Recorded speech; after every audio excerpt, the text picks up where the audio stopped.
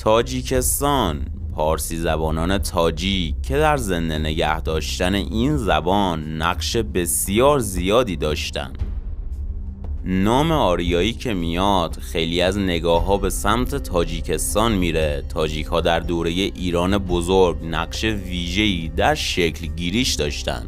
تاجیک ها برای زنده نگه داشتن زبان پارسی تلاش بسیار زیادی کردند.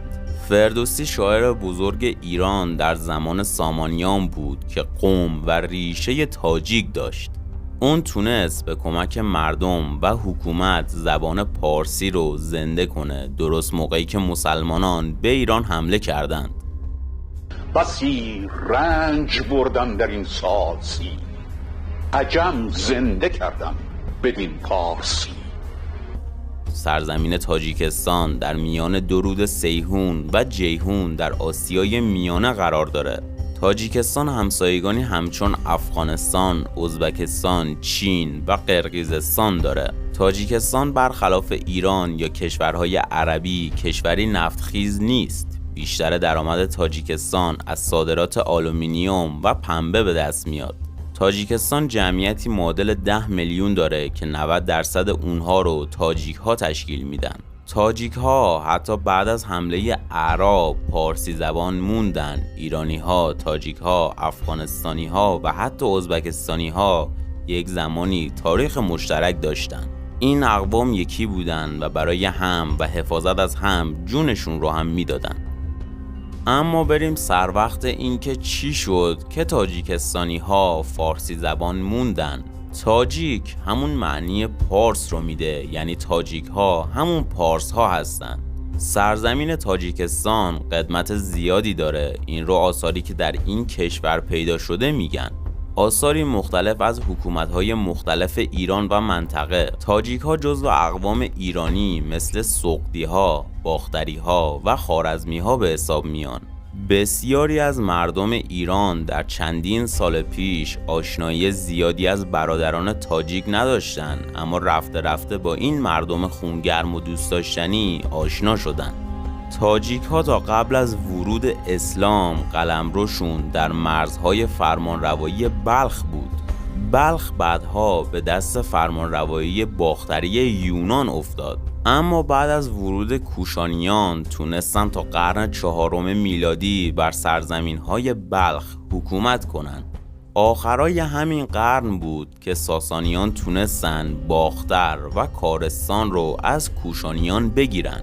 بعدها با ورود اقوام ترک سرزمین فعلی تاجیکستان در دستان ترک ها و ازبک ها بود. اما مسئله جدی وجود داشت، اونم ورود اسلام به خراسان بزرگ و ایران بود. باختر و سوق مهمترین جایی بود که تاریخ و فرهنگ ایرانی درش محافظت میشد.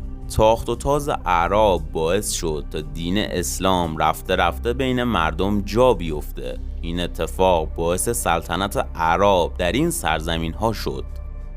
سامانیان اولین حکومتی بودند که بعد از ورود اسلام تونستن استقلال داشته باشند. سامانیان با تلاش‌های فراوان فرهنگشون رو از اعراب جدا کردند و پارسی رو زنده کردند.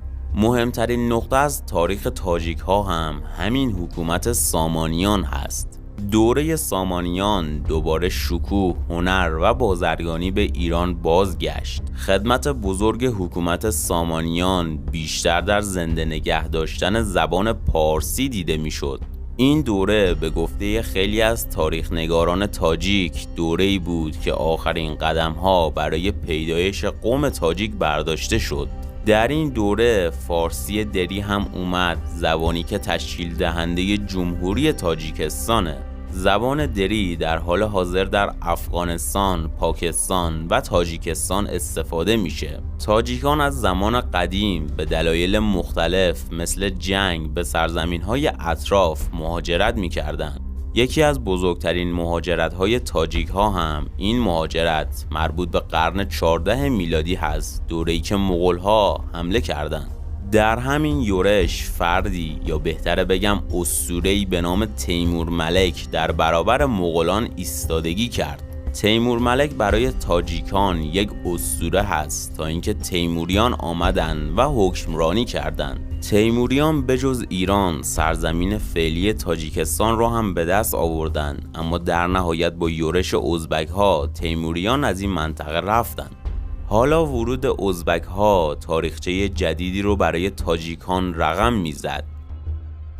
باید بگم مهاجرت های گوناگون تاجیکان باعث شد که از 40 میلیون تاجیک فقط 10 میلیون در این سرزمین حضور داشته باشند. مهمترین مهاجرت اونها بعد از یورش مغول‌ها مهاجرت برای ورود شوروی به خاکشون بود.